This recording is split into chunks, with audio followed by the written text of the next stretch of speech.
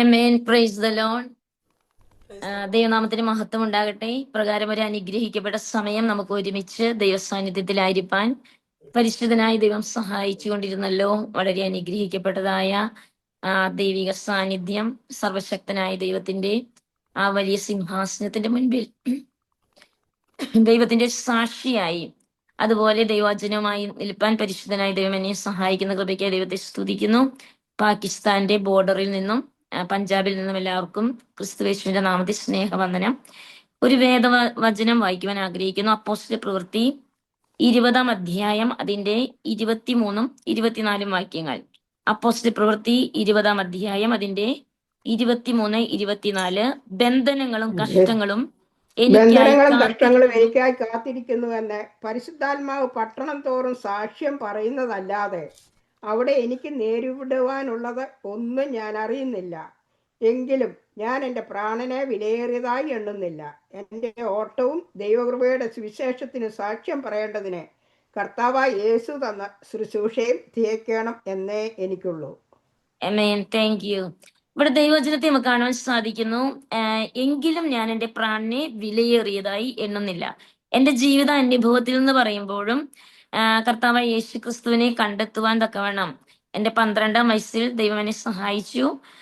എന്നാൽ എൻ്റെ ജീവിതത്തിൽ 10 വയസ്സ് മുതൽ ഞാനൊരു സത്യാന്വേഷിയെ പോലെ ദൈവത്തെ അന്വേഷിക്കുന്ന. കാരണം എൻ്റെ 2 ബാക്ക്ഗ്രൗണ്ടും പെറ്റേണൽ മെറ്റേണൽ ഗ്രാൻഡ് പേരൻസിന്റെ ബാക്ക്ഗ്രൗണ്ട് എന്ന് പറയുന്നത് ബ്രാഹ്മൺ ബാക്ക്ഗ്രൗണ്ട് ആണ്.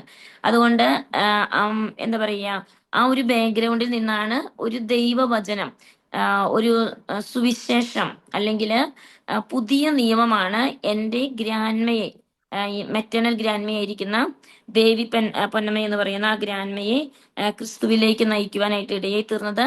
അങ്ങനെ അവർ നാഗർകോവിലായിരുന്നു. ആ സമയത്ത് സുവിശേഷം, ആ ദൈവവചനം അവരെ കരത്തിൽ ലഭിക്കുവാനും ആ വചനം മുഖാന്തരം, അത് വായിച്ചത് മുഖാന്തരം, ഒരാൾ സുവിശേഷം പറഞ്ഞത് കൊണ്ടല്ല, മറിച്ച് ആ ദൈവവചനം അവരെ കരത്തിൽ കിട്ടി, അത് വായിച്ചു. അങ്ങനെ ക്രിസ്തുവിനെ സ്വന്തം രക്ഷിതാവും കർത്താവായി സ്വീകരിച്ചു. അവർക്ക് 5 കുഞ്ഞുങ്ങളുണ്ടായിരുന്നു. അതുപോലെ അവരെ സഹോദരന്മാരോടെല്ലാം ദൈവവചനം പറയാൻ ഇടവന്നു. എന്നാൽ എൻ്റെ ആ ഗ്രാൻഡ്മയുടെ ഹസ്ബൻഡ്, എൻ്റെ ഗ്രാൻഡ് പേ എന്ന് പറയുന്നത് രാമലിംഗു വടുവു എന്ന് പറയുന്ന ആ ഗ്രാൻഡ് പ, അദ്ദേഹം ഒരു ക്ഷേത്ര പൂജാരിയായിരുന്നു. അദ്ദേഹം ഈ സുവിശേഷത്തിൽ വിശ്വസിക്കുവാൻ ഇടയായിരുന്നില്ല. എന്നാൽ ഈ സുവിശേഷം വിശ്വസിച്ചത് മുഖാന്തരം എൻ്റെ ഗ്രാൻഡ്മയുടെ, മെറ്റേണൽ ഗ്രാൻഡ്മയുടെ സഹോദരനെ അവർ വെട്ടിക്കൊല്ലുവാൻ തക്കവണ്ണം ഇടയായി തീർന്നു. അങ്ങനെ ഒരു ക്രിസ്തുവിന് വേണ്ടി ഒരു രക്തസാക്ഷിത്വം വഹിച്ച ഒരു കുടുംബത്തിൽ നിന്നാണ് ഞാൻ വരുന്നത്. അതുപോലെ എൻ്റെ പെറ്റേണൽ ഗ്രാൻഡ് പ, ഒരുപക്ഷെ ക്രിസ്തീയ സമൂഹത്തിൽ പലർക്കും അറിയാം, അഷ്ടമടി ഉമ്മച്ചൻ എന്ന് പറയുന്ന എൻ്റെ പെറ്റേണൽ ഗ്രാൻഡ് പ, എന്താ പറയുക, നമ്മുടെ കേരള സഭാ ചരിത്രത്തിലെല്ലാം അദ്ദേഹത്തെ കുറിച്ചുണ്ട്. കാരണം അദ്ദേഹവും അദ്ദേഹത്തിന്റെ ബാക്ക്ഗ്രൗണ്ടും ഒരു ബ്രാഹ്മൺ ബാക്ക്ഗ്രൗണ്ട് ആയിരുന്നു. ഇവിടെ ഞാൻ എൻ്റെ ജീവിതത്തിൽ വ്യക്തിപരമായി ഇതെല്ലാം പല അനുഭവങ്ങൾ ഞാൻ കേട്ടെങ്കിലും ആ അനുഭവങ്ങളല്ല, അതെന്നെ വളരെയധികം ചിന്തിപ്പിക്കുമായിരുന്നു. യഥാർത്ഥമായി സത്യത്തെ കണ്ടെത്തുവാൻ, സത്യദൈവത്തെ കണ്ടെത്തുവാനുള്ള ഒരു വലിയ വാഞ്ച. അങ്ങനെയാണ് ഞാൻ ദൈവവചനം വായിക്കുന്ന സമയത്ത് കർത്താവ് യേശു ക്രിസ്തു എൻ്റെ അകത്ത് കടന്നു വരുവാൻ തക്കവണ്ണം യഥാർത്ഥമായും യോഹന്നാന്റെ സുവിശേഷത്തിലൂടെ പരിശുദ്ധാത്മാവ് എൻ്റെ ഹൃദയത്തിലേക്ക് കടന്നു വരുവാൻ ആ വചനഭാഗങ്ങൾ, സ്വർഗീയമായ കാര്യങ്ങളെ കുറിച്ച് നിന്നോട് സംസാരിക്കുന്നത് എങ്ങനെ? കാരണം ഈ ലോകത്തിലുള്ള കാര്യങ്ങളോട് സംസാരിച്ച് നീ വിശ്വസിക്കുന്നില്ല, അങ്ങനെയെങ്കിൽ സ്വർഗീയമായത് ഞാൻ എങ്ങനെ സംസാരിക്കുമെന്നുള്ള ദൈവശബ്ദം, അങ്ങനെ ആ ദൈവവചനമാണ് എന്നെ കർത്താവിലേക്ക് തിരിക്കുവാനും വ്യക്തിപരമായി ദൈവികമായി ബന്ധത്തിലായി തീരുവാനും ഇടയായി തീർന്നത്. ആ 10-ാം വയസ്സിൽ ഞാൻ യേശുവിനെ കുറിച്ച് വചനം വായിക്കുന്നുണ്ടെങ്കിലും ആ 12-ാം വയസ്സിലാണ് യഥാർത്ഥമായി ക്രിസ്തുവിന് എൻ്റെ ഹൃദയം കൊടുക്കുകയും വ്യക്തിപരമായ ദൈവിക ബന്ധത്തിലും അതുപോലെ ഓരോ വ്യക്തിക്കും ഓരോരുത്തർക്കും ക്രിസ്തുവുമായി അഭേദ്യമായ ബന്ധം വേണമെന്ന് ദൈവം എന്നെ പഠിപ്പിക്കുവാൻ ഇടയായി തീർന്നു. 13-ാം വയസ്സിൽ ഞാൻ കണ്ട 2 ഫിലിം, ഒന്ന് നരകം, 2 സാധു സുന്ദർ സിംഗ്. ആ 2 ഫിലിം എൻ്റെ ലൈഫിന്, എൻ്റെ ജീവിതത്തിൽ ഒരു വലിയ സ്വാധീനം കൊടുത്തു. കാരണം ഞാൻ വായിക്കുന്ന വചനത്തിന്റെ ആഴങ്ങളെ, അതിൽ ആ നരകം എന്നുള്ള ആ ഫിലിം ഞാൻ കണ്ട സമയത്ത് ഞാനിങ്ങനെ ഞാനായിരിക്കുന്ന ഗ്രാമത്തിൽ, തൃശ്ശൂരാണ്, കേരളത്തിലെ തൃശ്ശൂരാണ് ഞാൻ ജനിച്ചത്. അങ്ങനെ ആ സമയത്ത് ആ ഫിലിം എൻ്റെ ജീവിതത്തിൽ ഞാൻ വായിച്ച വചന ഭാഗങ്ങളിലുള്ള ലാസറിന്റെയും ധനവാന്റെയും എല്ലാം കാര്യങ്ങൾ ആ ഫിലിമിലൂടെ എല്ലാം കണ്ടപ്പോൾ ഞാൻ ചിന്തിക്കാൻ ഇടയെത്തുന്ന, എത്രയോ ജനം ഫലമാണ് ഇനോ മരിച്ചുകൊണ്ടിരിക്കുന്നത്.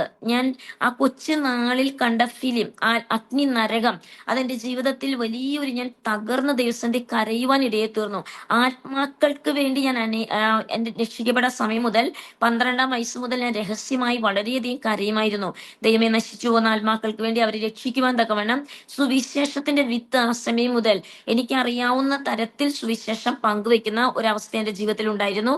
എന്നാൽ 13-ാം വയസ്സ് മുതൽ എന്റെ ജീവിതത്തിൽ ഒരു വ്യത്യസ്തമായ രീതിയിൽ ദൈവസന്നിധിയിൽ ഉപവസിക്കണം, പ്രാർത്ഥിക്കണം, ദൈവസന്നിധി സമയം കണ്ടെത്തണം, മറ്റുള്ളവരെ ക്രിസ്തുവിലേക്ക് നയിക്കണം. കാരണം ഈ ലഭിച്ചിരിക്കുന്ന ആയുസ് ഒരിക്കലും നഷ്ടപ്പെട്ടു പോകാൻ ഇടവരുത്തരുത്. നമുക്ക് ലഭിച്ചിരിക്കുന്നത് ഒരു ആയുസ്സാണ്. ഈ ആയുസ് എന്ന് ദൈവം നമ്മുടെ ശ്വാസം എടുക്കുന്നുവോ ആയുസ് നഷ്ടപ്പെട്ടു പോകും. അതുകൊണ്ട് വളരെ പ്രയോജനപ്പെടണം എന്നുള്ള ആഗ്രഹത്തിൽ മറ്റാരും ഉപവസിക്കാതിരിക്കുന്ന സാഹചര്യത്തിലും ദിവസങ്ങൾ ദൈവസന്നിധിയിൽ ഉപവസിക്കുവാനും പ്രാർത്ഥിക്കുവാനും, അങ്ങനെ ഞങ്ങളുടെ സമൂഹത്തിൽ ഞാനായിരുന്ന ആ സമൂഹത്തിൽ കടന്നുപോയി സുവിശേഷം പറയുവാൻ, അതുപോലെ പരസ്യ യോഗങ്ങളിൽ ദൈവവചനം പറയുവാൻ, അതുപോലെ അതുപോലെ ട്രാക്റ്റുകൾ കൊടുക്കുവാൻ എനിക്ക് ഏറ്റവും കഴിയുന്ന ഒരു കാര്യമായിരുന്നു. ട്രാക്റ്റുകൾ കൊടുക്കുക, അതുപോലെ യേശു നിങ്ങളെ സ്നേഹിക്കുന്നു, യേശു നിങ്ങളെ വളരെയധികം കരുതുന്നു എന്നുള്ള സാക്ഷ്യം പറയുവാൻ, അതുപോലെ ഞാൻ കടന്നു പോകുന്ന ബസ്സുകളിൽ, ട്രെയിനുകളിൽ ദൈവവചനം പറയുവാനും ട്രാക്റ്റുകൾ കൊടുക്കുവാനെല്ലാം ദൈവം സഹായിച്ചുകൊണ്ടിരുന്നു. അങ്ങനെ 16-ാം വയസ്സിലാണ് ഞാൻ രഹസ്യമായി പ്രാർത്ഥിക്കുന്ന ഒരു വിഷയമായിരുന്നു സാധു സുന്ദർ സിംഗിന്റെ ഫിലിം കണ്ടപ്പോൾ ഞാൻ രഹസ്യമായി പ്രാർത്ഥിക്കാൻ തുടങ്ങി. കർത്താവെ, എനിക്ക് വടക്കേ ഇന്ത്യയിലും ഒരു മിഷണറിയെ കടന്നു പോകണം. ലോക സുവിശേഷീകരണത്തിന് വേണ്ടി ഒരു ഗ്ലോബ് എടുത്തു വെച്ച്, ആ ഗ്ലോബിന്റെ പിക്ചറാണ്, അത് വെച്ച് ഞാൻ അനേകം മണിക്കൂറുകൾ ദൈവസന്നിധിയിൽ അനേക രാജ്യങ്ങൾക്ക് വേണ്ടി അന്ന് മുതൽ പ്രാർത്ഥിച്ചുകൊണ്ടേയിരുന്നു. ഇന്നും അതേ പ്രാർത്ഥനകളുണ്ട്. എന്നാൽ ആ സമയങ്ങളിൽ ഞാൻ പ്രാർത്ഥിച്ചു, കർത്താവെ, എങ്ങനെയാണ് എനിക്ക് വടക്കേ ഇന്ത്യയിൽ ഒന്ന് കടന്നു പോകാൻ സാധിക്കുന്നത്?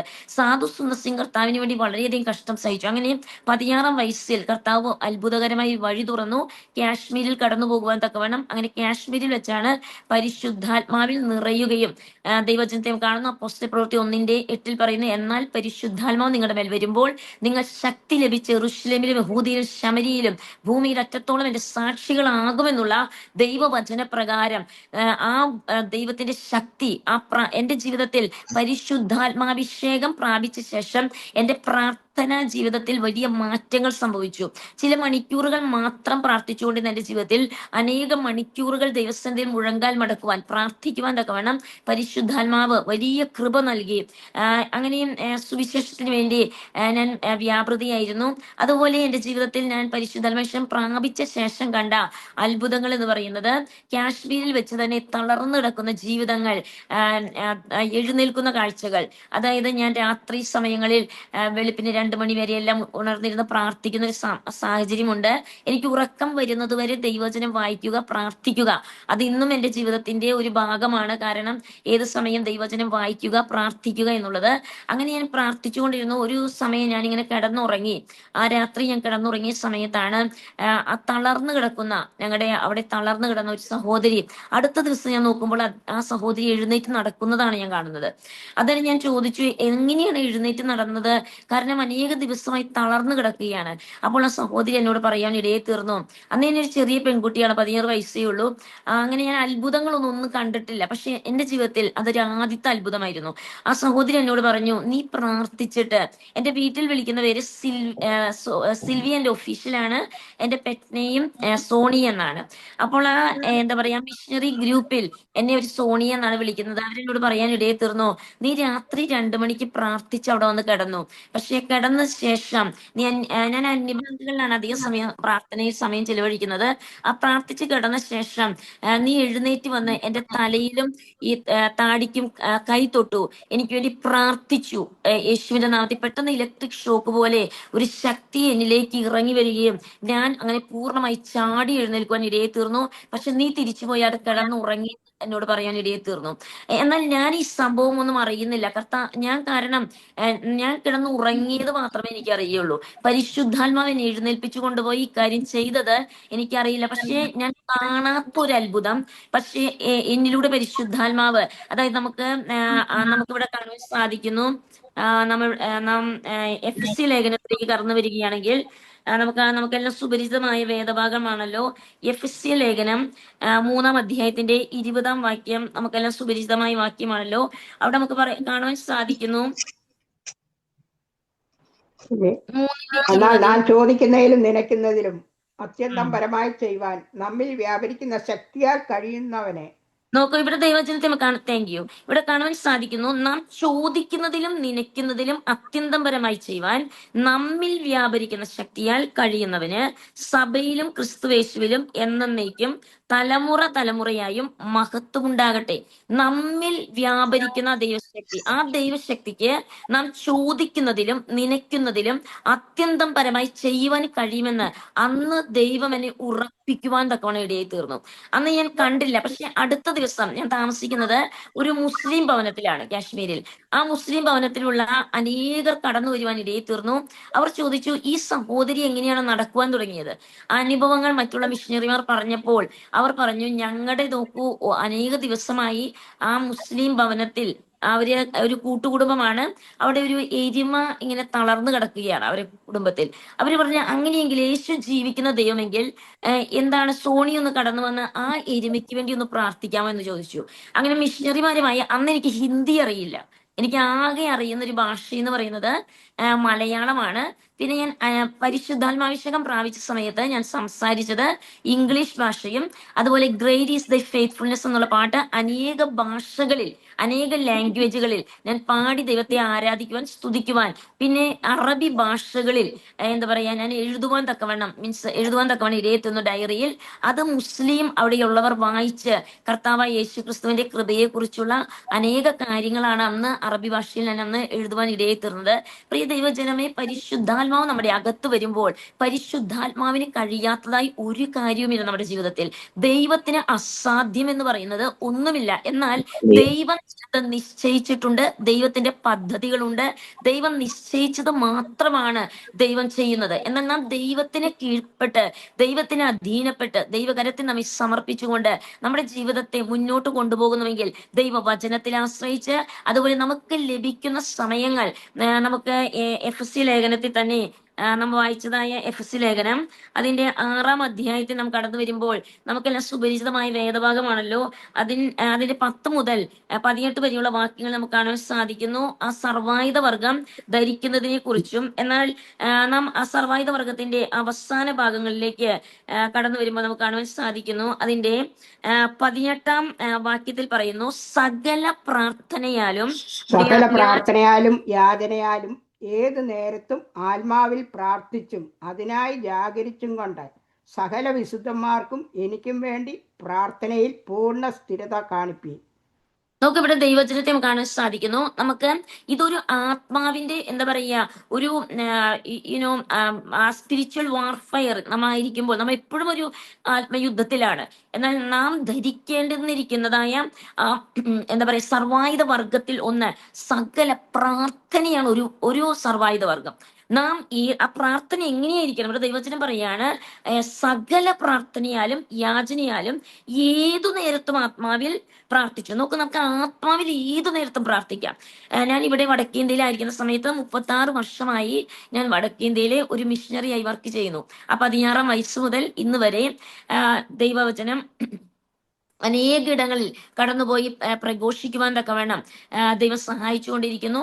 3 ദിവസം ഞാൻ ഉപവസിച്ച് പ്രാർത്ഥിക്കുന്ന സമയത്താണ് പരിശുദ്ധാത്മാവ് ഹിന്ദി ലാംഗ്വേജും ഫ്ലുവൻ്റായി സംസാരിക്കുവാൻ തക്കവണ്ണം, ഹിന്ദി ലാംഗ്വേജും ദൈവത്തോട് ചോദിച്ചത് സുവിശേഷം പറയുവാനാണ്. അങ്ങനെ ദൈവസന്നിധിയിൽ മുഴങ്കാൽ മടക്കി ദൈവസന്നിധി പ്രാർത്ഥിക്കുന്ന സമയത്താണ് ദൈവം ഹിന്ദി ലാംഗ്വേജ് ഫ്ലുവൻ്റായി സംസാരിക്കുവാൻ.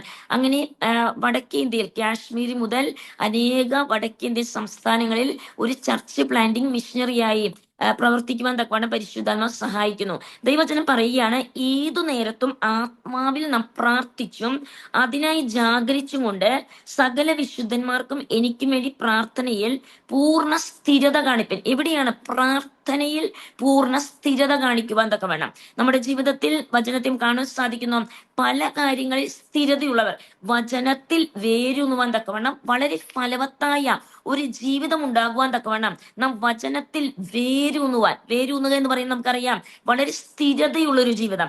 വചനത്തിൽ ഊന്നുന്നില്ല എങ്കിൽ നമ്മുടെ ജീവിതത്തിൽ നാം ആടി ഉലയുവാൻ തക്കവണ്ണം ഇടയിത്തീരും. പ്രതിസന്ധികൾ വർദ്ധിക്കുമ്പോൾ, കഷ്ടങ്ങൾ വർദ്ധിക്കുമ്പോൾ, വേദനകൾ വർദ്ധിക്കുമ്പോൾ നമ്മുടെ ജീവിതത്തിൽ നമ്മൾ ആടി ഉലയുവാൻ തക്കവണ്ണം ഇടയായിത്തീരും. 119 സങ്കീർത്തനം നമുക്ക് കാണുവാൻ സാധിക്കുന്നു, ഞാൻ ഈ കഷ്ടത്തിലായത് എനിക്ക് ഏറെ ഗുണമായി, നിന്റെ വചനങ്ങൾ പഠിപ്പാൻ തക്കവണ്ണം, നിന്റെ ന്യായപ്രമാണം പഠിപ്പാൻ തക്കവണ്ണം, നിന്റെ വചനം ധ്യാനിപ്പാൻ, അല്ലെങ്കിൽ ദൈവവചനത്തെ അതുപോലെ നമ്മുടെ ഹൃദയത്തിന്റെ ജീവിതത്തിന്റെ ഭാഗമാക്കി മാറ്റുവാൻ തക്കവണ്ണം, ആ വചനം നമ്മുടെ ജീവിതത്തിന്റെ ഭാഗമാകുവാൻ തക്കവണ്ണം ഞാൻ കഷ്ടത്തിലായത് ഏറെ ഗുണമെന്ന് എൻ്റെ ജീവിതത്തിലും അനുഭവത്തിലൂടെ എനിക്ക് പറയാൻ സാധിക്കും. നമ്മുടെ ജീവിതത്തിൽ ഓരോ കഷ്ടങ്ങളും നമ്മുടെ ജീവിതത്തിന്റെ ഒരു വിളിയായിട്ടാണ് ഞാൻ തിരഞ്ഞെടുക്കുന്നത്. നമ്മുടെ ജീവിതത്തിൽ കടന്നു വരുന്ന ഓരോ കഷ്ടത്തിന്റെ പുറകിലും ദൈവത്തിന്റെ വിളിയാണ്. കാരണം അതേ കഷ്ടത അനുഭവിക്കുന്ന അനേകരുടെ കണ്ണുനീരൊപ്പുവാൻ, അനേകർക്ക് കൈത്താങ്ങൽ കൊടുക്കുവാൻ, അനേകരെ കരം പിടിച്ച് ദൈവസന്നിധിയിൽ മുന്നോട്ട് നയിപ്പിക്കുവാൻ തക്കവണ്ണമുള്ള ഒരു ദൈവിക വിളിയും ദൈവിക അഭിഷേകവും നമ്മുടെ ഓരോ കഷ്ടതയുടെയും, ഓരോ കണ്ണുനീരിന്റെയും, ഓരോ വേദനയുടെയും പുറകിലുണ്ട്. അതുകൊണ്ട് നമ്മുടെ കഷ്ടങ്ങൾ നാം ഒരിക്കലും വെറുതെ വ്യക്തമായി കളയുവാൻ ഇടയെത്തില്ല. പൗലോസ് പറയുന്നല്ലോ, കഷ്ടത എന്നുള്ള വരം പലരും ആഗ്രഹിക്കാത്ത ഒരു വരമാണ് കഷ്ടത എന്നുള്ള വരം. എന്നാൽ ദൈവം നമ്മെ അതിനായി തിരഞ്ഞെടുത്തിട്ടുമുണ്ടെങ്കിൽ നാം അതിൽ സന്തോഷിക്കുകയും ആനന്ദിക്കുകയും ചെയ്യണം. കാരണം മറ്റനേകർ ചോദിക്കുന്ന അനേക വരങ്ങളുണ്ട്. എന്നാൽ ഒരു മനുഷ്യരും ചോദിക്കാത്ത ഒരു വരം ദൈവം നമുക്ക് നൽകുമ്പോൾ, ആ കഷ്ടത എന്നുള്ള വരം അത് ഏറ്റെടുക്കുവാൻ തക്കവണ്ണം, ആ കഷ്ടത എന്നുള്ള വരം നാം പ്രാപിക്കുമ്പോൾ ദൈവത്തിന്റെ വചനങ്ങളെ, ചട്ടങ്ങളെ ആഴത്തിൽ പഠിക്കുവാൻ, ആ ദൈവിക വെളിപ്പാടുകളിലേക്ക്, ദൈവസ്നേഹത്തിലേക്ക്, ദൈവത്തിന്റെ സ്വപ്നം എന്തെന്ന് നമുക്ക് മനസ്സിലാക്കുക മാത്രമല്ല, ദൈവത്തിന്റെ സ്വപ്നം നമ്മുടെ സ്വപ്നമായി മാറുവാൻ തക്കവണ്ണം പരിശുദ്ധാത്മാവ് അനേക കഷ്ടങ്ങളിലൂടെ, വേദനകളിലൂടെ കടന്നു പോകുമ്പോൾ നമ്മെ സഹായിക്കുവാൻ തക്കവണ്ണം ഇടയെ തരും. ക്രൂശിനെ നാം വെറുതെ നോക്കി കാണുകയല്ല, പക്ഷെ ക്രൂശ് നമ്മുടെ ജീവിതത്തിന്റെ ഭാഗമായി മാറുവാൻ തക്കവണ്ണം, ക്രൂശിക്കപ്പെട്ട ക്രിസ്തുവിനോട് ചേർന്ന് നാമം ക്രൂശിക്കപ്പെടുന്ന അനുഭവത്തിലേക്ക് ആ കഷ്ടങ്ങൾ നമ്മുടെ ജീവിതത്തിൽ നന്മയെന്ന് പറയുവാൻ തക്കവണ്ണം നമ്മുടെ ജീവിതത്തിൽ ഇടയെ തീരും. നാം വായിച്ച വേദഭാഗത്തെ നമുക്ക് കാണുവാൻ സാധിക്കുന്നു, പൗലോസ് പറയുന്ന ഭാഗമുണ്ട്, ബന്ധനങ്ങളും കഷ്ടങ്ങളും എനിക്കായി കാത്തിരിക്കുന്നു. നമ്മുടെ ജീവിതത്തിൽ അനേക കഷ്ടങ്ങൾ, നാം ചിന്തിക്കാത്തതാണ്, നനയ്ക്കാത്തതാണ് പലപ്പോഴും നമ്മുടെ ജീവിതത്തിൽ വരുന്നത്. നനയ്ക്കാത്ത കാര്യങ്ങളാണ്. കാരണം എൻ്റെ ജീവിതത്തിന്റെയും ചെറിയ 36 വർഷത്തെ അനുഭവങ്ങൾ പറയുകയാണ്, ഏറെയുണ്ടല്ലോ. എന്നാൽ ഞാൻ കുറച്ച് അനുഭവങ്ങൾ കൂടി പങ്കുവയ്ക്കുവാനായിട്ട് ആഗ്രഹിക്കുന്നു. ഈ സുവിശേഷ വേളയിൽ മുന്നോട്ട് പോകുന്ന സമയങ്ങളിൽ എൻ്റെ ഒരു തീരുമാനമാണ്. കാരണം വടക്കേന്ത്യയിൽ വളരെ സ്വാതന്ത്ര്യത്തോടെ നമുക്ക് പ്രവർത്തിക്കാൻ കഴിയുന്ന ഒരു സമയമുണ്ടായിരുന്നു. ആ സമയങ്ങളിൽ 400ഓളം ബൈബിൾ, ഓരോ ദിവസവും 400 ബൈബിൾ 400 ബൈബിൾ ഞാൻ ഈ വടക്കേന്ത്യയിൽ കൊടുക്കാറുണ്ട്. അതെങ്ങനെയെന്ന് പറഞ്ഞാൽ 2 ബാഗ് നിറച്ച്, 2 ബാഗിൽ, ഓരോ ബാഗിലും 200 പുതിയ നിയമം, അങ്ങനെ 2 ബാഗ് നിറച്ചാണ് രാവിലെ ഒരു 8 മണിയാകുമ്പോൾ ഞാൻ ഇറങ്ങും. അന്നേരം 8 മണിക്ക് ഇറങ്ങി റോഡ് സൈഡിൽ നിന്നിട്ട് ഈ ഓരോ പുതിയ നിയമവും ഞാൻ അവിടെ കൊടുക്കും. ഓരോരുത്തർക്ക് ഇങ്ങനെ വരുന്നവർക്കെല്ലാം ഇങ്ങനെ പുതിയ നിയമം കൊടുത്തിട്ട് പറയും, യേശു നിങ്ങളെ വളരെയധികം സ്നേഹിക്കുന്നുണ്ട്, അങ്ങനെ യേശുവിനെ കുറിച്ച് കേൾക്കുവാൻ താല്പര്യമുള്ളവരോട് സുവിശേഷം പറയുക, അല്ലാത്തവർക്ക് ഈ വചനം ദൈവവചനം കൊടുക്കുക. ആരംഭത്തിൽ എനിക്ക് വളരെ ഫ്ലുവൻ്റായി ഹിന്ദി നല്ലതായിട്ട് പറയുവാൻ വളരെ കഴിവുകൾ അങ്ങനെ ഇല്ലാതിരുന്ന ഒരു സമയമുണ്ടായിരുന്നു. സുവിശേഷം പറയും, എന്നാൽ കൂടുതലായി അവർ എന്തെങ്കിലും ചോദിച്ചാൽ വളരെ നല്ലതായിട്ട് പറയുവാനായിട്ട് അത്രത്തോളം അറിവില്ല. ആ സമയങ്ങളിൽ ഈ 400 ബൈബിളുമായിട്ടാണ് ഞാനിങ്ങനെ റോഡ് സൈഡിൽ നിന്ന് സുവിശേഷം പറഞ്ഞുകൊണ്ടിരുന്നത്. അതുപോലെ ഞാൻ ഓപ്പറേഷൻ മൊബിലൈസേഷനിൽ കുറച്ചു കാലം വർക്ക് ചെയ്ത സമയം, 7 വർഷം വർക്ക് ചെയ്തു. അതെന്റെ ജീവിതത്തിൽ വളരെയധികം പ്രയോജനപ്പെട്ടു. കാരണം ഭാരതത്തിന്റെ പല സംസ്ഥാനങ്ങളിൽ കടന്നുപോയി സുവിശേഷം ഇവാഞ്ചലൈസ് ചെയ്യുവാൻ തക്കവണ്ണം. അതുകൂടാതെ അവിടെ ഒരു ട്രക്ക് ഉണ്ടായിരുന്നു, മീൻസ് നമുക്ക് പുൾപ്പിറ്റുള്ള ഒരു ട്രക്കാണ്. അപ്പൊ അതിന്റെ മുകളിൽ കയറി നിന്ന് പല വടക്കേന്ത്യൻ ഗ്രാമങ്ങളിൽ ട്രക്കിന്റെ മുകളിൽ കയറി നിന്ന് സുവിശേഷം പ്രസംഗിക്കുവാൻ തക്കവണ്ണം പല ഭാഷകളിലുള്ള പല സംസ്ഥാനങ്ങളിൽ കടന്നുപോയി സുവിശേഷം പ്രസംഗിക്കുവാൻ അനേക ജനങ്ങൾ കൂടി വന്ന് റോഡ് സൈഡുകളെല്ലാം നിന്ന് സുവിശേഷം കേൾക്കുവാൻ തക്കവണ്ണം എല്ലാം അത് ഇടയായി തീർന്നു. അങ്ങനെ ദൈവത്തിന്റെ വചനത്തെ പ്രസംഗിച്ചുകൊണ്ട് നടക്കുന്ന ഒരു സമയം. അതുപോലെ 2-2ആയി ഞങ്ങൾ ടീമായിട്ടെല്ലാം വർക്ക് ചെയ്യുന്ന സമയം ഒരു സമയത്ത് എന്നെ പോലീസ് ഞങ്ങളെ പിടിക്കുവാൻ തക്കവണ്ണം ഇടയായി തീർന്നു. അങ്ങനെ ഒരു വലിയ കൂട്ടത്തെ പിടിച്ചെങ്കിലും, ഞങ്ങൾ 10-15 പേര് കൂടുതലുള്ള ഒരു കൂട്ടമാണ് ഞങ്ങളെ പിടിച്ചെങ്കിലും, ഞാനും മറ്റൊരു സഹോദരിയും മാത്രം തടവറയിൽ അടയ്ക്കപ്പെട്ട അവസ്ഥയിലായി തീർന്നു. ആ തടവറയിൽ നിന്നും ദൈവം ഞങ്ങളെ, ആ തടവറയുടെ അനുഭവങ്ങൾ പറയുകയാണെങ്കിൽ അതും എന്താ പറയാ വളരെയുണ്ട്. എന്താ പറയാ വളരെയധികം കാര്യങ്ങളുണ്ട് തടവറയുടെ അനുഭവം. ആ തടവറയിൽ നമ്മുടെ മാനസികമായി വളരെ നമ്മെ തകർക്കുന്ന പല സംഭവങ്ങൾ. ഒരുപക്ഷെ ഈ ലോകത്തിൽ നമുക്ക് പല അനുഭവങ്ങളുണ്ട്, എന്നാൽ തടവറയുടെ അനുഭവം വ്യത്യസ്തമാണ്.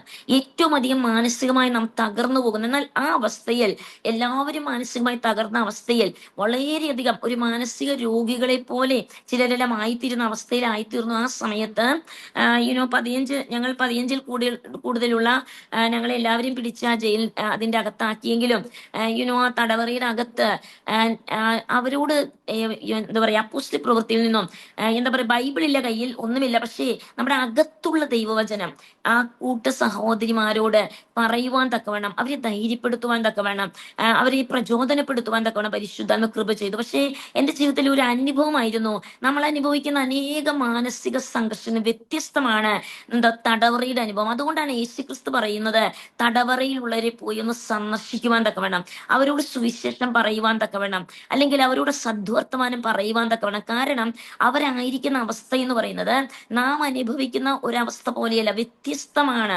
അതുകൊണ്ട് തന്നെ എന്താ പറയാ ഗുജറാത്തിലായിരുന്ന സമയത്തും എന്താ പറയാ ഞാൻ ഓപ്പറേഷൻ മൊബിലൈസേഷൻ എല്ലാം ഒരു 8 വർഷം കഴിഞ്ഞപ്പോൾ ഞാൻ അത് വിട്ടു. അതിനുശേഷം ഞാൻ സ്വതന്ത്രമായി തന്നെയാണ് പ്രവർത്തിച്ചുകൊണ്ടിരുന്നത്. കാരണം എനിക്ക് വളരെയധികം ഓപ്പർച്യൂണിറ്റീസ്, ഒരു സ്ഥലത്ത് നിന്ന് ചർച്ച് ഒന്ന് പ്ലാന്റ് ചെയ്യുവാനുള്ള ഓപ്പർച്യൂണിറ്റീസ് അത് മുഖാന്തരം ഉണ്ടായി. കാരണം സ്വതന്ത്രമായി നിന്ന സമയത്ത് അനേകരോട് സുവിശേഷം പറയുവാനും, അതേ സ്ഥലത്ത് ചർച്ച് പ്ലാന്റ് ചെയ്ത് അവരെ ശക്തീകരിച്ച് മറ്റൊരു സ്ഥലത്തേക്ക് കടന്നുപോയി വീണ്ടും അവിടെ സുവിശേഷം പറയുക, അവിടെ ചർച്ച് പ്ലാന്റ് ചെയ്യുക.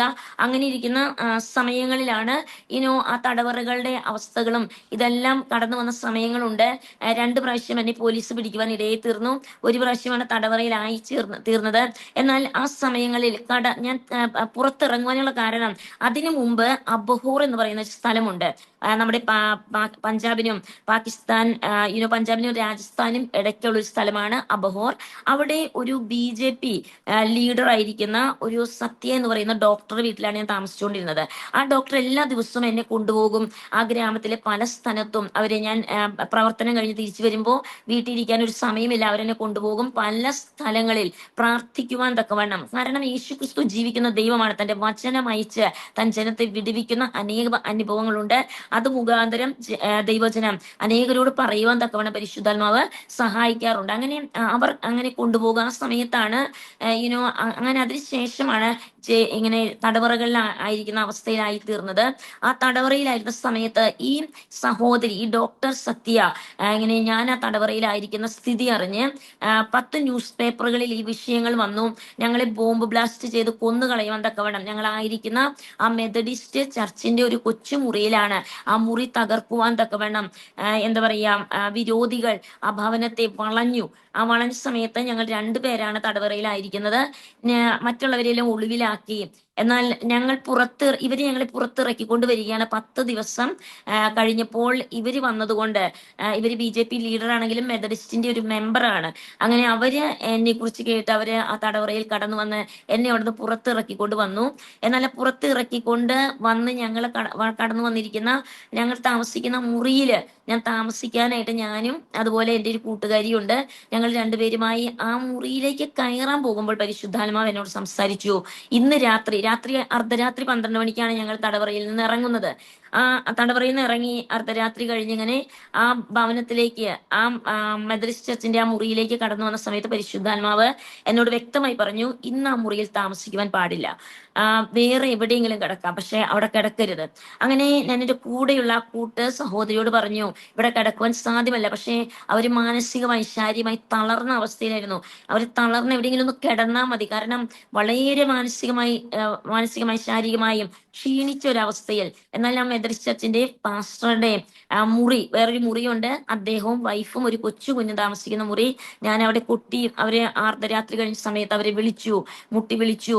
അവരോട് പറഞ്ഞു, ഈ രാത്രിയിൽ ഈ മുറിയിൽ അവര് കിടക്കുന്ന 2 കട്ടിലുണ്ട്, കുഞ്ഞു കിടക്കുന്ന കട്ടിലും ിലും അതുപോലെ ആ ദൈവദാസനും ആ ഭാര്യയും കിടക്കുന്ന ആ കട്ടിലിന്റെ അടിയിലേക്ക് ഞങ്ങളൊന്ന് കിടക്കട്ടെ എന്നൊരു മാനുഷികമായി നമ്മൾ ഒരിക്കലും ഒരു വ്യക്തിയോട് ചോദിക്കാത്ത കാര്യം, പക്ഷെ അങ്ങനെ ചോദിക്കുവാൻ ഇടയെ തീർന്നു. അങ്ങനെ അവരെ അനുവദിച്ചു. കാരണം പ്രശ്നം വളരെ രൂക്ഷമായിരുന്നു, വളരെ ഭീകരമായ ഒരു അവസ്ഥയായിരുന്നു. അതുകൊണ്ട് അവർ അനുവദിച്ചു. ഞങ്ങൾ രണ്ടുപേരും ആ കട്ടിലിന്റെ അടിയിലേക്ക് കയറിക്കഴിഞ്ഞ് ഒരു 2 മിനിറ്റ് കഴിഞ്ഞില്ല, ഒരു വലിയ ശബ്ദം ഞങ്ങൾ താമസിച്ചുകൊണ്ടിരുന്ന ആ മുറി തകർക്കുന്ന ഒരു ശബ്ദം കേൾക്കുവാൻ ഇടയെ തീർന്നു. വിരോധികൾ വന്ന് ഞങ്ങൾ താമസിച്ചുകൊണ്ടിരുന്ന മുറി തകർത്ത് കളഞ്ഞു. അതുപോലെ കറണ്ട് എല്ലാം കട്ട് ചെയ്ത് ഈ ദൈവദാസൻ താമസിക്കുന്ന മുറിയിലേക്ക് അവർ ടോർച്ച് അടിച്ചുകൊണ്ട് ഞങ്ങളെ അന്വേഷിച്ച് വന്നെങ്കിലും ദൈവം അവരുടെ കണ്ണുകളെ അന്ധമാക്കിയതുകൊണ്ട് ഞങ്ങളെ കണ്ടെത്തുവാൻ അവർക്ക് സാധിച്ചില്ല. ഞങ്ങളെ കട്ടിലിന്റെ അടിയിൽ തന്നെ കിടപ്പുണ്ടായിരുന്നു, ഞങ്ങളെ കണ്ടില്ല. അങ്ങനെ വീണ്ടും അവിടെ നിന്ന് ഒരു വെളുപ്പിന് ഒരു 4 മണി കഴിഞ്ഞ സമയത്ത് അവർ ഞങ്ങളെ ഒത്തിരി തപ്പിയ, കോമ്പൗണ്ട് മുഴുവൻ അന്വേഷിച്ച് കണ്ടെത്തിയില്ല. അങ്ങനെ അവർ മടങ്ങിപ്പോയ സമയത്ത് ഞങ്ങൾക്കൊരു വാനുണ്ട്. ആ വാനിൽ മറ്റൊരു ഡോക്ടർ, യൂനസ് എന്ന് പറയുന്ന ഡോക്ടർ വീട്ടിൽ 1 മാസത്തോളം ഒളിവിൽ താമസിക്കുവാനും സുവിശേഷം നിമിത്തം നമ്മുടെ ജീവിതത്തിൽ അനേക കഷ്ടങ്ങളിലൂടെ അതിനുശേഷം അതേ സ്ഥാനത്താണ് ഞാൻ ഇന്ന് ഇവിടെ ആയിരിക്കുന്നത്. ഞാൻ എവിടെയാണ് ദൈവത്തിന് വേണ്ടി അതുപോലെ കഷ്ടം അനുഭവിച്ചത്, അതേ സ്ഥാനത്ത് ഈ പഞ്ചാബിൽ പാകിസ്ഥാൻ ബോർഡറിൽ ഇതുപോലെ കർത്താവിന് വേണ്ടി ചർച്ച് പ്ലാന്റിംഗ് മിഷനറി ഞാൻ വർക്ക് ചെയ്യുന്നു. ദൈവം ഇവിടെ തന്നെ മടക്കി കൊണ്ടുവരുവാൻ ഇടയെ തീർന്നു. ദൈവജനമേ, നമ്മുടെ ദൈവം വിശ്വസ്തനായ ദൈവമാണ്. ദൈവം സത്യവാനാണ്. നമുക്ക് എന്താ പറയാ, 2 തെസ്സലോനിയർ അതിന്റെ 3-ാം അധ്യായത്തിന്റെ 3-ാം വാക്യത്തിൽ നാം വായിക്കുമ്പോൾ നമുക്ക് കാണുവാൻ സാധിക്കുന്നു. 2 തെസ്സലോനിയർ 3:3. വിശ്വസ്തൻ, ഉം കർത്താവ് അതെ. വിശ്വസ്തൻ, അവൻ നിങ്ങളെ ഉറപ്പിച്ച് ദുഷ്ടന്റെ കയ്യിൽ അകപ്പെടാതെ വണ്ണം കാത്തുകൊള്ളും. നോക്കൂ, ദൈവത്തിന്റെ വചനം പാടുന്നു, കർത്താവ് വിശ്വസ്തൻ. പലപ്പോഴും നമ്മുടെ ജീവിതത്തിൽ അനുഭവിക്കുന്ന കഠിന വേദനകളിൽ ദൈവത്തിന്റെ വിശ്വസ്ത എത്ര വലുതെന്ന് നാം അനുഭവിക്കാറില്ല. എന്നാൽ ദൈവം എപ്പോഴും വിശ്വസ്തനാണ്. കർത്താവ് വിശ്വസ്തൻ. ഇന്നും അന്ന് ജീവനെ എടുക്കുവാൻ തക്കവണ്ണം അവർ കാത്തിരുന്നെങ്കിലും അന്ന് അങ്ങനെ ഒരു അവസ്ഥ വരാത്തത് കൊണ്ട് 36 വർഷക്കാലമായി ദൈവത്തിന്റെ വേലയിൽ ഒരു മിഷണറിയായി തന്നെ, ചർച്ച് പ്ലാന്റ് മിഷണറിയായി വടക്കേന്ത്യ പ്രവർത്തിക്കാൻ ദൈവം സഹായിക്കുന്നു. കർത്താവ് വിശ്വസ്തൻ, അവൻ നിങ്ങളെ ഉറപ്പിച്ച് ദുഷ്ടന്റെ കയ്യിൽ അകപ്പെടാതെ വണ്ണം കാത്തുകൊള്ളും. നമ്മുടെ ജീവിതത്തിൽ നാം ഒരിക്കലും ഭാരപ്പെടേണ്ട, ഭയപ്പെടേണ്ട, എന്ത് സംഭവിക്കുമെന്ന് ഭയപ്പെടേണ്ട. കാരണം നമ്മെ ശക്തീകരിക്കുന്ന ഒരു ദൈവമുണ്ട്. അതുകൊണ്ടാണ് യോശുവയുടെ പുസ്തകം 1-ാം അധ്യായത്തിൽ ദൈവം കൂടെ കൂടെ യോശുവയോട് പറയുന്ന ഒരു കാര്യമുണ്ട്. എന്താ പറയാ, ധൈര്യമായിരിക്കുക, ഭ്രമിച്ചു നോക്കണ്ട, ഉറച്ചിരിക്കുവാൻ തക്കവണ്ണം. ധൈര്യമുള്ളവനായിരിക്കുക. അതെ, ഉറപ്പും നല്ല ധൈര്യവും. കാരണം നമ്മുടെ ജീവിതത്തിൽ ദൈവം ആഗ്രഹിക്കുന്ന നമ്മുടെ മനസ്സ് കലങ്ങിപ്പോകാതെ ഉറച്ചിരിക്കുവാൻ. നമ്മുടെ മനസ്സാണ് പലപ്പോഴും നമ്മെ എന്താ പറയാ വ്യതിചലിപ്പിക്കുന്നത്. മനസ്സിനെ ഒരിക്കലും വ്യതിചലിക്കുവാൻ അനുവദിക്കരുത്. മനസ്സ് നമ്മുടെ ഉറപ്പുള്ളതെങ്കിൽ ദൈവത്തിന് നമ്മിലൂടെ ചെയ്യുവാൻ കഴിയാത്ത ഒരു കാര്യവുമില്ല. കാരണം ഞാൻ പറയുവാൻ ആഗ്രഹിക്കുന്നത്, എന്റെ ജീവിതത്തിൽ ഞാൻ ഒരു യോഗ്യതയും ഇല്ലാത്തൊരു വ്യക്തിയാണ്. ഒരുപക്ഷെ നിങ്ങളെപ്പോലെ നല്ല രീതിയിൽ കണ്ണിന് കാഴ്ചശക്തി ഒന്നുമില്ലാത്ത, 90% കാഴ്ചശക്തി നഷ്ടപ്പെട്ടു പോയൊരു വ്യക്തിയാണ് ഞാൻ. എന്റെ ജീവിതത്തിൽ എനിക്ക് 10% കാഴ്ചയേ ഉള്ളൂ. കൊച്ചുനാളിലെ എനിക്ക് ഒരു സ്റ്റാർ ഗാർഡൻസ് എന്ന് പറഞ്ഞ ഡിസീസ് വന്ന് എന്റെ 75% കാഴ്ചശക്തി നഷ്ടപ്പെട്ടു പോയി. അതിനുശേഷം എന്താ പറയാ, എനിക്ക് 3 പ്രാവശ്യം ക്യാൻസർ വരുവാൻ ഇടയായി തീർന്നു. 2010 അതുപോലെ നവംബർ 23-ാം തീയതി എനിക്ക് ആദ്യത്തെ ക്രോണിക് ക്യാൻസർ വരുമ്പോൾ ഞാൻ വിവാഹം കഴിച്ച് എനിക്ക് 2 കുഞ്ഞുങ്ങളുണ്ട്. ആ സമയത്ത് എൻ്റെ മോന് 2 വയസ്സും മോൾക്ക് 1 വയസ്സും. എൻ്റെ ജീവിത സഖി എന്താ പറയാ തീർത്തും തളർന്ന്, സ്പൈനൽ കോഡെല്ലാം എന്താ പറയാ ആ ഡിസ്കിനെല്ലാം പ്രശ്നം വന്ന് തീർത്തും തളർന്നു 1 വർഷമായി താൻ രോഗശയ്യയിൽ കിടക്കുന്ന സമയത്താണ് തനിക്ക് ഒരിക്കലും സൗഖ്യം വരുവാൻ സാധ്യതയില്ല, ഒരു ഓപ്പറേഷൻ ചെയ്യാൻ സാധ്യമല്ല. തന്റെ അലറുന്ന അല്ലെങ്കിൽ വേദനാജനകമായ കരച്ചിലിന്റെ ശബ്ദം സമീപത്ത് താമസിക്കുന്നവർക്കെല്ലാം കേൾക്കാൻ സാധിക്കും. രാത്രിയും പകലും വളരെയധികം കരയുന്ന ഒരു സ്ഥിതിയിൽ താനായിരിക്കുന്നു. ആ സമയത്ത് ഞാനൊരു ക്യാൻസർ രോഗിയെ തീരുവാൻ ഇടയെ തീർന്നു. എന്താ പറയാ, എനിക്ക് ജനിച്ച 2 കുഞ്ഞുങ്ങളും എൻ്റെ 8-ാം മാസത്തിലാണ് അവർ ജനിച്ചത്. കാരണം എനിക്ക് ലിവർ ഇൻഫെക്ഷൻ ആയിരുന്നു 2 കുഞ്ഞുങ്ങൾ ജനിക്കുന്ന സമയത്തും. അതുകൊണ്ട് ചണ്ഡീഗഡ് PGയിലെ ഡോക്ടേഴ്സ് 2 കുഞ്ഞുങ്ങളുടെ സമയത്തും എന്നോട് ഇപ്രകാരം പറഞ്ഞു, അവരെ അബോർട്ട് ചെയ്ത് കളയണം. കാരണം എൻ്റെ മൂത്ത മോൻ അവൻ എന്താ പറയാ, ഞാൻ കൺസീവ് ചെയ്ത സമയത്ത് 6-ാം മാസമായപ്പോൾ എൻ്റെ വയറിൽ, അവൻ എൻ്റെ വൂമ്പിൽ 6 മാസം ഉള്ളപ്പോൾ അവന്റെ ബ്രെയിൻ ഗ്രോത്ത് നിന്നുപോയി. ബ്രെയിൻ ഗ്രോത്ത് നിന്ന് പോയതുകൊണ്ട് ഡോക്ടർ പറഞ്ഞു അതൊരു മന്ദബുദ്ധിയായി കുഞ്ഞായിരിക്കും, നീ ഈ കുഞ്ഞിനെ അബോർട്ട് ചെയ്ത് കളയുവാൻ എന്നോട് പറഞ്ഞു. പക്ഷേ ഞാൻ പറഞ്ഞു ഒരിക്കലുമില്ല, കാരണം എൻ്റെ മിഷൻ ലൈഫിൽ ഞാൻ ജീവനുള്ള യേശുക്രിസ്തു, ജീവിക്കുന്ന ദൈവം എൻ്റെ കൂടെ നടക്കുന്നത്, അല്ലെങ്കിൽ എൻ്റെ കൂടെ നടന്ന് അത്ഭുതങ്ങളാലും അടയാളങ്ങളാലും വീര്യപ്രവൃത്തികളാലും വചനത്തെ ഉറപ്പിക്കുന്നത് ഞാൻ പലപ്പോഴും കണ്ടിട്ടുണ്ട്.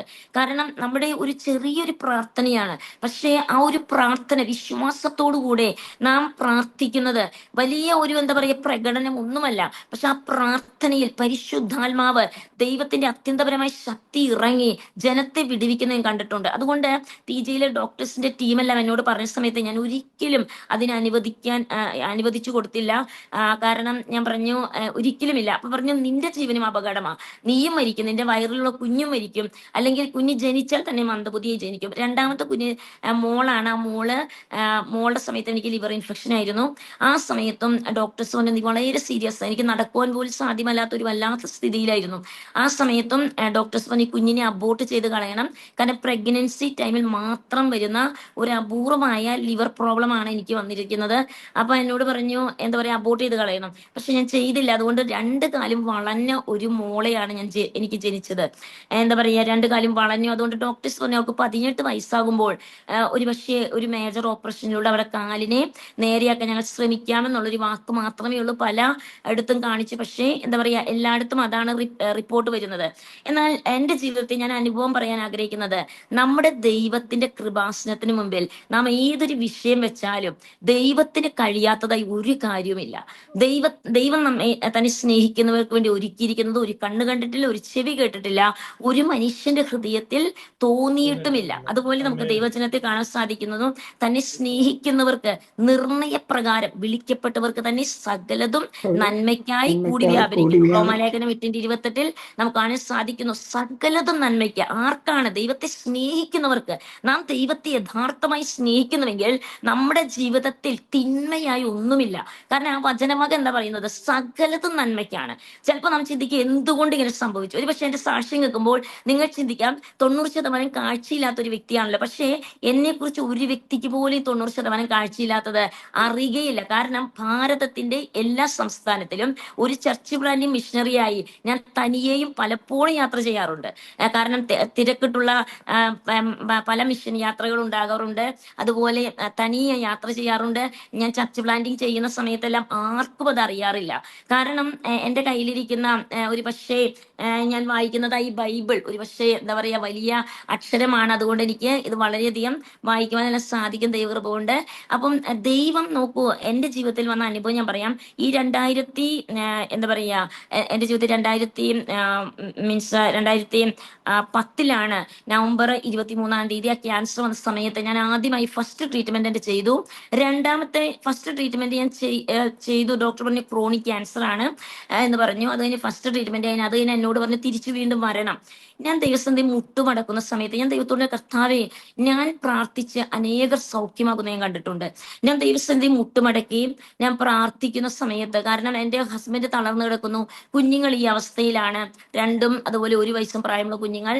ഞാൻ ദൈവസന്ധിയിൽ ഉപവസിക്കുവാനും പ്രാർത്ഥിക്കുവാൻ തുടങ്ങിയപ്പോൾ ദൈവം എന്നോട് പറഞ്ഞു 121 സങ്കീർത്തനത്തിൽ നിന്ന് ഒരു വേദഭാഗം, പകൽ സൂര്യനെങ്കിലും രാത്രി ചന്ദ്രനെങ്കിലും യഹോവ ഒരു ദോഷവും തട്ടാതെ നിന്നെ പരിപാലിക്കും, ഞാൻ നിന്നെ സൗഖ്യമാക്കുന്ന ദൈവം എന്നുള്ളൊരു ശബ്ദം ഞാൻ കേൾക്കുവാൻ ഇടയെത്തുന്നു. ഒന്നും നിനക്ക് ഹാനി വരുത്തില്ല. രാത്രിയിലെ ചന്ദ്രനോ അതുപോലെ പകലിലെ സൂര്യനോ നിനക്കൊരു ഹാനിയും വരുത്തുകയില്ല. ഞാൻ നിന്നെ സൗഖ്യമാക്കും, ഞാൻ നിന്നെ വിടുവിക്കും എന്നുള്ള ദൈവ ശബ്ദത്തിന് മുൻപിൽ മുന്നോട്ടുള്ള ട്രീറ്റ്മെന്റുകൾ ചെയ്യുവാൻ ഞാൻ തീരുമാനിച്ചില്ല. കാരണം ഞാൻ എൻ്റെ എല്ലാ ട്രീറ്റ്മെന്റുകളെയും അതുപോലെ എനിക്കുള്ള എല്ലാ മെഡിസിൻസും ഞാൻ എറിഞ്ഞു കളയുവാൻ തക്കവണ്ണം ഞാനത് ഗാർബേജിൽ ഇടുവാൻ തക്കവണ്ണം ഇടയെ തീർന്നു. ഞാൻ ദൈവത്തോട് പറഞ്ഞു കർത്താവേ, എനിക്ക് ജീവിക്കുന്നത് ക്രിസ്തുവും എനിക്ക് മരിക്കുന്നത് ലാഭവുമാണ്. എനിക്കറിയാം എനിക്ക് ലഭിച്ചിരിക്കുന്ന ദർശനം, ഞാൻ കണ്ട ദർശനം എന്ന് പറയുന്നത് വളരെ വലിയൊരു ദർശനമാണ്. ലോകസുവിശേഷീകരണത്തിനുള്ള ഒരു വലിയ ദർശനമാണ് എനിക്ക് ലഭിച്ചിരിക്കുന്നത്.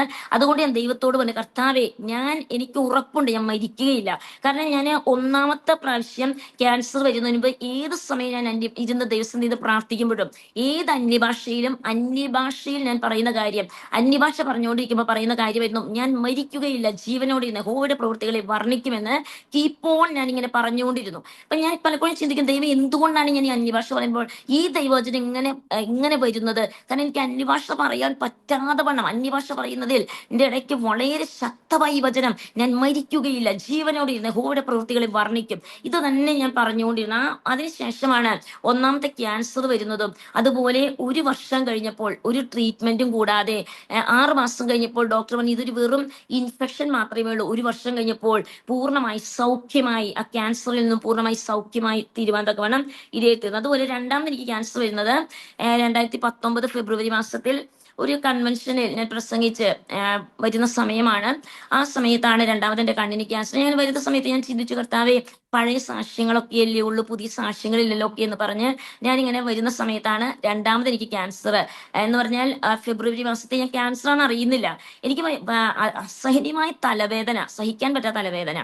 അപ്പം എൻ്റെ കൂടെ പ്രാർത്ഥിക്കാൻ വരുന്ന ഒരു നഴ്സിംഗ് സൂപ്രണ്ടന്റ് ഉണ്ട്. 2-3 മണിക്കൂറെങ്കിലും എൻ്റെ കൂടെ ഇരുന്ന് അന്യഭാഷയിൽ ഇരുന്ന് ആരാധിക്കാൻ വരുന്ന ഒരു നഴ്സിംഗ് സൂപ്രണ്ടന്റ് ലീവ് എടുത്ത് വരുന്നേ.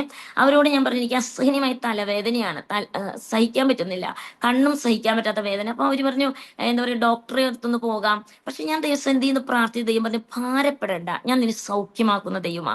അത് മാത്രമേ ഞാൻ കേട്ട ദൈവശബ്ദം. എന്നാൽ എന്താ പറയാ, അവരുടെ നിർബന്ധം കൊണ്ട് ഞാൻ അവിടെ കടന്നു പോകുവാൻ ഡോക്ടറെ അടുത്ത് കടന്നുപോയി. ഡോക്ടർ പറഞ്ഞു മൈഗ്രെയിൻ ആയിരിക്കുമെന്ന് പറഞ്ഞ് ഒരാഴ്ചത്തെ മെഡിസിൻ തന്നു. അതിനുശേഷം എൻ്റെ വളരെ വേഴ്സ് സിറ്റുവേഷനിലായി, എൻ്റെ 2 കണ്ണും താഴെ വീണു പോകുന്ന അവസ്ഥയിലായി. എനിക്ക് എൻ്റെ തലച്ചോറിന്റെ നിയന്ത്രണമെല്ലാം നഷ്ടപ്പെട്ടു പോകുന്ന അവസ്ഥയിൽ സ്വയമായി നടക്കുവാൻ, ഞാൻ നടക്കുമ്പോൾ ഒരു മദ്യപിച്ച് നടക്കുന്ന ഒരു വ്യക്തിയെ പോലെ നടക്കുന്ന അവസ്ഥയിലെല്ലാം ആയിത്തീരുവാൻ ഇടയായിത്തീർന്നു. എന്നാൽ ആ സമയങ്ങളിലും മുട്ടുമടക്കി 3 മണിക്കൂറെങ്കിലും ദൈവസന്നിധിയിൽ അന്യഭാഷയിലിരുന്ന് ആരാധിക്കുവാൻ തക്കവണ്ണം ഞാൻ സമയം ചെലവഴിച്ചിരുന്നു. എനിക്ക് ഉച്ചത്തിൽ സംസാരിക്കാൻ സാധ്യമല്ലായിരുന്നു വേദന കൊണ്ട്. എന്നാൽ ഞാൻ എന്താ പറയാ, നിശബ്ദമായി ശാന്തമായി അന്യഭാഷയിലിരുന്ന് ആരാധിക്കുമായിരുന്നു. പിന്നെ അത് കഴിയുമ്പോൾ തളർന്ന് വീണു പോകും. അങ്ങനെ 6 മാസത്തോളം ആ അനുഭവത്തിലൂടെ കടന്നുപോയി. എന്നാൽ 6-ാം മാസം ദൈവം എന്നെ പൂർണ്ണമായി സൗഖ്യമാക്കുവാൻ ഇടയായിത്തീർന്നു. ഞാൻ ഹോസ്പിറ്റലിൽ കടന്നുപോയ സമയത്ത് ഡോക്ടർ എന്നോട് ഇപ്രകാരം പറഞ്ഞു, രാംചന്ദ് രാജാവിനെ കുറിച്ച് നീ കേട്ടിട്ടുണ്ടോ? അവരൊരു ഹിന്ദു ഡോക്ടറാണ്. അപ്പം അവരെന്നോട് പറഞ്ഞു, ഞാൻ പറഞ്ഞു കേട്ടിട്ടുണ്ട്. അവർ പറഞ്ഞു, ആ രാജാവ് എപ്പോ സിംഹാസനത്തിൽ ഇരുന്നാലും ആ രാജാവിന് ന്യായമുണ്ടായി. അവരെന്നോട് ഇപ്രകാരം പറഞ്ഞു, നീ സേവിക്കുന്ന ദൈവം നിനക്ക് വേണ്ടി നീതി ചെയ്തു, അതുകൊണ്ട് നീ പൂർണ്ണമായി സൗഖ്യമായി, നീ ഇനി ഹോസ്പിറ്റലിൽ വരണ്ടായി എന്നോട് പറയുവാൻ ഇടയായിത്തീർന്നു. എൻ്റെ കണ്ണിനും തലച്ചോറിനും ഇടയ്ക്കുള്ള ഒപ്റ്റിക് നെർവിലായിരുന്നു എനിക്ക് ക്യാൻസർ വന്നത്. അതുകൊണ്ട് 90% കാഴ്ച സമയത്ത് എനിക്ക് നഷ്ടപ്പെട്ടു പോയി. മറ്റു പലരും പൂർണ്ണമായി അന്ധരായി തീർന്ന സമയത്ത് എനിക്ക് 90%, 10% കാഴ്ച എനിക്ക് ഉണ്ട്, കാഴ്ചശക്തി. ഞാൻ ദൈവത്തോട് ആ സമയം പ്രാർത്ഥിച്ചൊരു കാര്യമുണ്ട്, കർത്താവെ, മണിക്കൂറുകൾ ദൈവവചനം ധ്യാനിക്കുന്ന ഒരു സ്വഭാവം എൻ്റെ ജീവിതത്തിലുണ്ട്. രാത്രി എല്ലാവരും ഉറങ്ങിക്കഴിയുമ്പോൾ ദൈവവചനമായി ഞാൻ ഇരിക്കാറുണ്ട്. സൂപ്പർ ജയന്റ് ബൈബിളാണ്, ഇംഗ്ലീഷ് ബൈബിള്. കാരണം മലയാളം നമുക്ക് അത്രയും വലുപ്പത്തിൽ കിട്ടുകയില്ല. അതുകൊണ്ട് ഇംഗ്ലീഷ് ബൈബിളിൽ മാഗ്നിഫയർ വെച്ച്, സ്പെഷ്യൽ മാഗ്നിഫയർ വെച്ചാണ് ഞാൻ വായിച്ചുകൊണ്ടിരുന്നത്. എന്നാൽ അങ്ങനെ വായിക്കുവാൻ സാധ്യമല്ലാത്ത അവസ്ഥയിലായി തീർന്നു എൻ്റെ ജീവിതം. എന്നാൽ ദൈവം എനിക്ക് എല്ലാ സൗകര്യങ്ങളും അതിനുള്ള, കാരണം ഞാൻ വളരെയധികം വലിയ അക്ഷരത്തിലെല്ലാം ഞാൻ എന്താ പറയുക, വലിയ അക്ഷരത്തിൽ എന്താ പറയുക, ബോർഡിൽ എഴുതുന്ന, വൈറ്റ് ബോർഡിൽ എഴുതുന്ന മാർക്കർ വെച്ച് എന്താ പറയുക, വലിയ വലിയ പേജുകളിൽ എഴുതിയാണ് വചനം വായിച്ചുകൊണ്ടിരുന്നത്. വചനം കേൾക്കുക, അത് എഴുതുക, അങ്ങനെ അതിനെ വായിക്കുക, ധ്യാനിക്കുക, അങ്ങനെയായിരുന്നു. എന്നാൽ ദൈവം ഇപ്പോൾ എനിക്കൊരു ഐപാഡ് ഉള്ളത് കൊണ്ട് എനിക്കിത് സൂം ചെയ്ത് വായിക്കാൻ സാധിക്കും. അങ്ങനെ ഞാൻ പൂർണ്ണമായി ആ സമയം സൗഖ്യമായി. മൂന്നാമത് എനിക്ക് കഴുത്തിൽ ക്യാൻസർ എന്ന് 2020 അത് ഉപവസിച്ച് പ്രാർത്ഥിച്ചപ്പോൾ ദൈവനെ സൗഖ്യമാക്കുവാൻ ഇടയായിത്തീർന്നു. നമ്മുടെ ദൈവത്തിന് കഴിയാത്തതായി ഒരു കാര്യവുമില്ല. നാം ദൈവസന്നിധിയിൽ വിശ്വസിക്കുന്നുവെങ്കിൽ, പ്രാർത്ഥിക്കുന്നുവെങ്കിൽ, ദൈവത്തിന് അത്ഭുതങ്ങളാലും അടയാളങ്ങളാലും വീര്യപ്രവൃത്തികളാലും വചനത്തെ ദൈവത്തിന് ഉറപ്പിക്കുവാൻ സാധിക്കും. ഇവിടെ നമുക്ക് ദൈവവചനത്തിലേക്ക് നമുക്കൊന്ന് കടന്നു വരാം.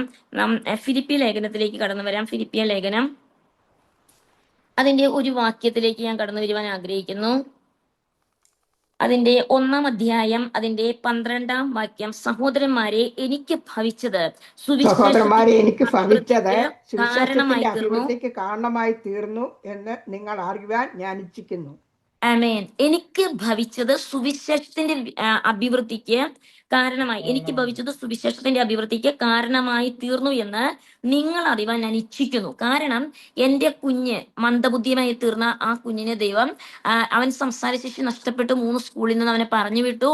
എന്നാൽ ദൈവം അവനെ 5 വയസ്സാകുന്ന സമയത്ത് പൂർണ്ണമായി സൗഖ്യമാക്കി. അവൻ വളരെ ബ്രില്യന്റ് ആയി ദൈവത്തിന് ശക്തമായി പ്രയോജനപ്പെട്ടുകൊണ്ടിരിക്കുന്നു.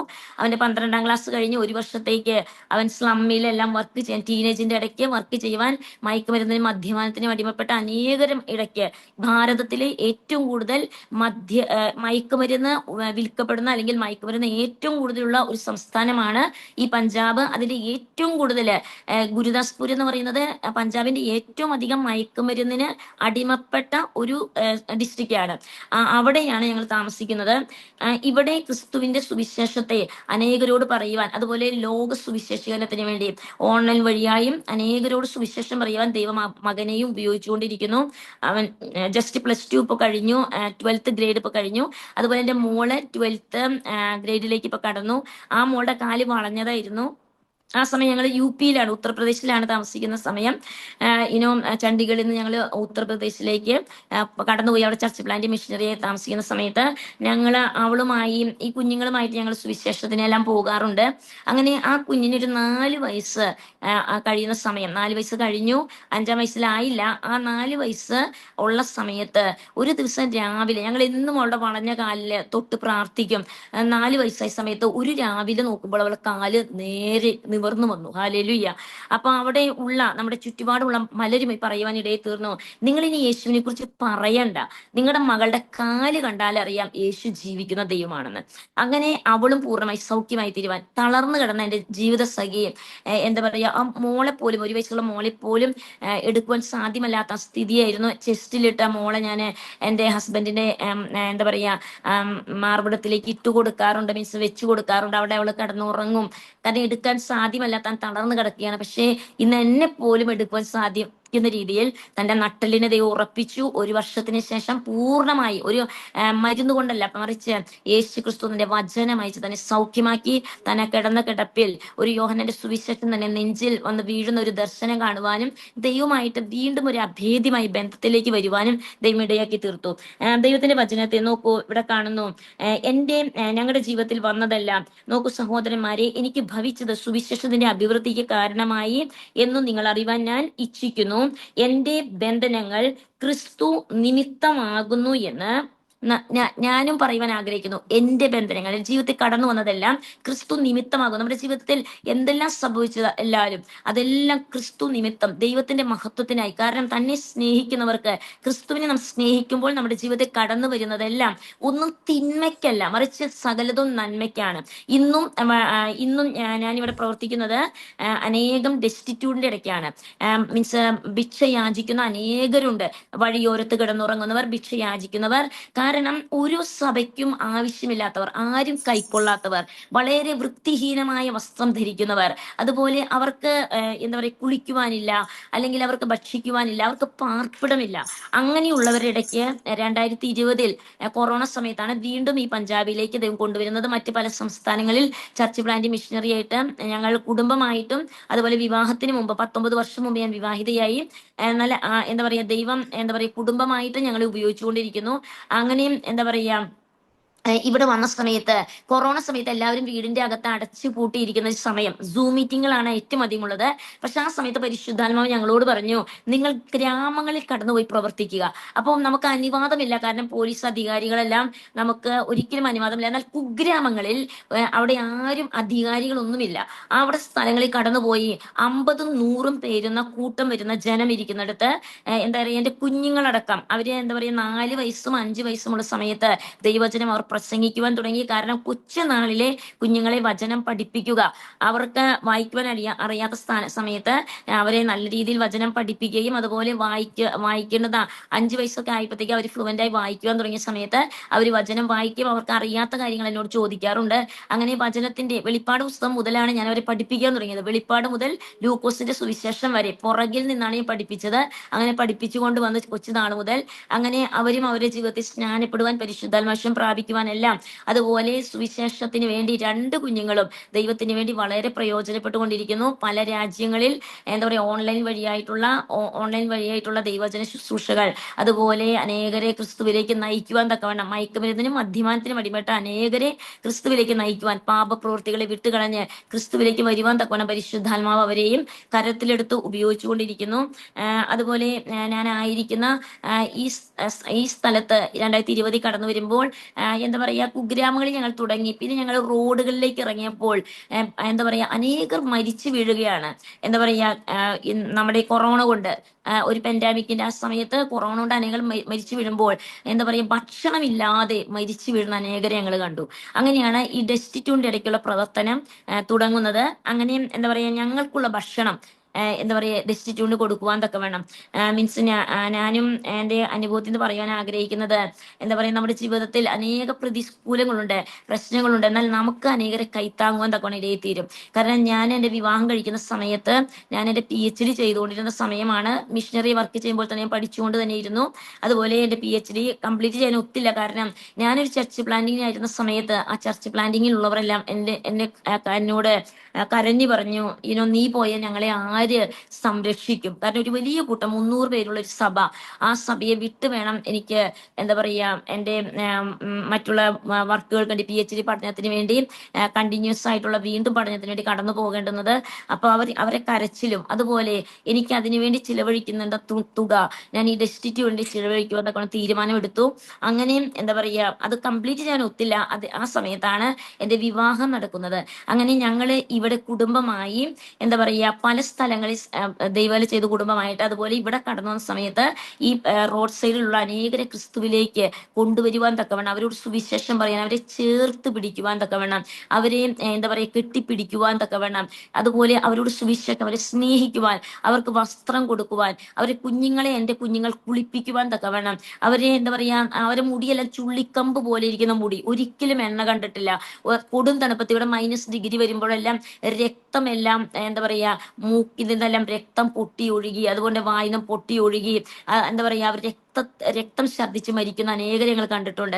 പക്ഷെ ഞങ്ങൾ ഇവിടെ പ്രവർത്തിക്കാൻ തുടങ്ങിയത് മുതൽ സ്ഥിതി മാറി. അവരുടെ കാലുകളിലേക്ക് സോക്സുകളും ഷൂവുകളും എല്ലാം വരുവാൻ ഇടയെ തീർന്നു. അതുപോലെ ഞങ്ങൾ കമ്പിളി ഉപയോഗിക്കുന്നുവെങ്കിൽ ക്വിൽറ്റ് ഉപയോഗിക്കുന്ന അവരും ഉപയോഗിക്കത്തക്ക രീതിയിൽ അവരുടെ ജീവിതത്തിലെല്ലാം ദൈവം വലിയ മാറ്റങ്ങളിലേക്ക് കൊണ്ടുവരുവാൻ, വഴിയോരത്ത് കിടക്കുന്നവരെ ഒരു കൊച്ചു ചേരി കണ്ടെത്തി, ഒരു കൊച്ചു പ്രദേശം കണ്ടെത്തി ആ പ്രദേശത്തേക്ക് മാറ്റി പാർപ്പിക്കുവാൻ തക്കവണ്ണം ഇന്ന് ചേരിയിൽ അനേകർ, നൂറുകണക്കിനുള്ള അനേക ക്രിസ്തുയേശുവിനെ കണ്ടെത്തുവാൻ തക്കവണ്ണം ആ നൂറുകണക്കിനുള്ള ജനക്കൂട്ടങ്ങൾ അനേക ചേരികളിൽ നിന്നും യേശു ക്രിസ്തുവിനെ സ്വന്തം രക്ഷിതാവും കർത്താവുമായി സ്വീകരിച്ച് സഭയിലെ അംഗമായി, അതുപോലെ ജലത്തിൽ ഇറങ്ങി അവരെ പാപപ്രവൃത്തികളെ വിട്ട്, വേശ്യമാരും അതുപോലെ അനാഥരുണ്ട്, അതുപോലെ ഭിക്ഷയാചിക്കുന്നവരുണ്ട്, അവരെല്ലാം ക്രിസ്തുയേശുവിൽ ശുദ്ധരായി തീരുവാൻ തക്കവണ്ണം യോഹന്നാന്റെ സുവിശേഷം 4-ാം അധ്യായത്തിൽ നാം കാണുന്നു.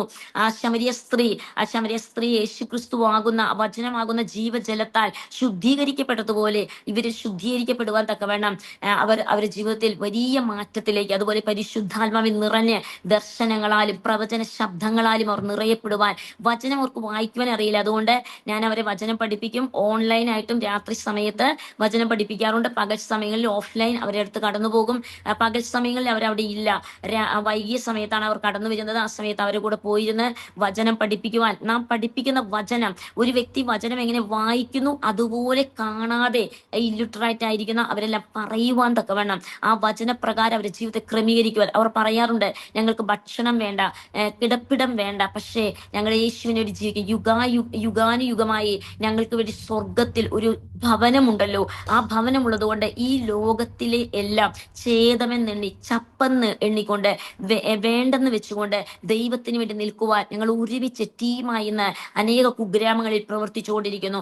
അനേക ക്രിസ്തുവിലേക്ക് 100-400 വരുന്ന കൂട്ടങ്ങൾ ദൈവവചനം കേൾക്കുവാനായി ഒരിടത്ത് കൂടി വന്ന് അങ്ങനെ അനേക ഇടങ്ങളിൽ വചനം ശുശ്രൂഷിച്ചുകൊണ്ടിരിക്കുന്നു. പ്രതികൂലങ്ങൾ വളരെയുണ്ട്, എന്നാൽ ദൈവം ശക്തനാണ്. ഇവിടെ വളരെ പ്രതികൂലം വന്ന സമയത്തും 40 ദിവസ ദിനരാത്രങ്ങൾ ഉപവസിക്കുന്ന സമയത്ത് പരിശുദ്ധാത്മാവ് ഞാൻ താമസിക്കുന്ന ഈ വാടക വീട്ടിൽ തന്നെ ഒരു മർഡർ ചെയ്ത ഒരു യവനക്കാരനെ കൊണ്ടുവരുവാൻ തക്കവണ്ണം ഇടയെ തീർന്നു.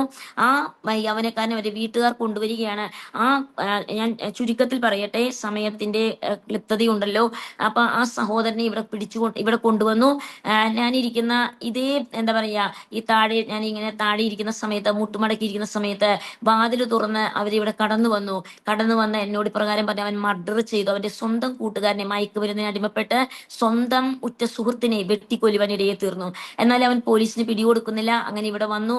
ഞാൻ അവനോട് പറഞ്ഞു, മകനെ, ഞാനും കൊല ചെയ്ത വ്യക്തിയാണ്. അവൻ എന്നെ വളരെയധികം സൂക്ഷ്മതയോടെ നോക്കി. ഞാൻ പറഞ്ഞ കാര്യം ഞാൻ പറഞ്ഞു, ദൈവവചനത്തിൽ എഴുതിയിരിക്കുന്നു, നാം ആരെങ്കിലും പകച്ചാൽ, നാം ആരോടെങ്കിലും ക്ഷമിക്കാതിരുന്നാൽ അത് കൊലപാതകത്തിന് തുല്യമാണ്. കാരണം ഞാൻ യേശു ക്രിസ്തുവിനെ സ്വന്തം രക്ഷിതാവ് കർത്താവ് സ്വീകരിച്ച സമയം ഒരു കൊച്ചു പെൺകുട്ടിയായിരുന്നു. ആ സമയത്ത് എനിക്കും ചില സമയത്തെല്ലാം ദൈവവചനം അറിയാത്തതുകൊണ്ട് പകയുണ്ടായിരുന്നു. ഞാനും നിന്നെ പോലെ ഒരുപക്ഷെ ലോകത്തിന്റെ മുൻപിൽ നീ വാളുകൊണ്ട് ഒരു വ്യക്തിയെ വെട്ടിക്കൊന്നു, പക്ഷെ ദൈവം മുമ്പാകെ ഞാൻ ഒരു സമയം ഒരു കൊലപാതകിയായിരുന്നു. ഞാൻ അങ്ങനെ അവനോട് പറഞ്ഞപ്പോൾ ശ്രദ്ധയോടെ വചനം കേട്ടു. ഇവിടെ വെച്ച് അവൻ കണ്ടൊരു ദർശനമുണ്ട്, നരകം അവന് തുറന്നിരിക്കുന്നതും അതുപോലെ സ്വർഗം അവനായി അടയ്ക്കപ്പെട്ടതും.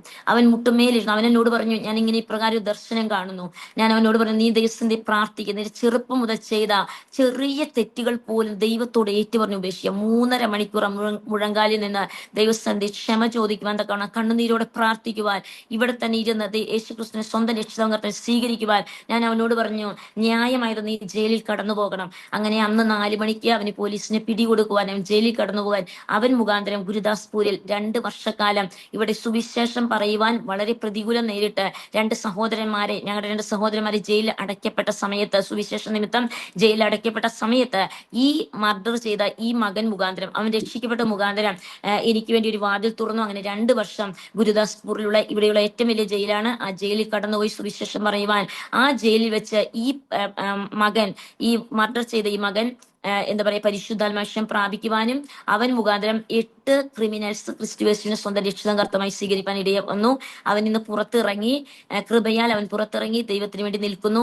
പ്രിയ ദൈവജനമേ, നമ്മുടെ ദൈവത്തിന് കഴിയാത്തതായി ഒരു കാര്യമില്ല.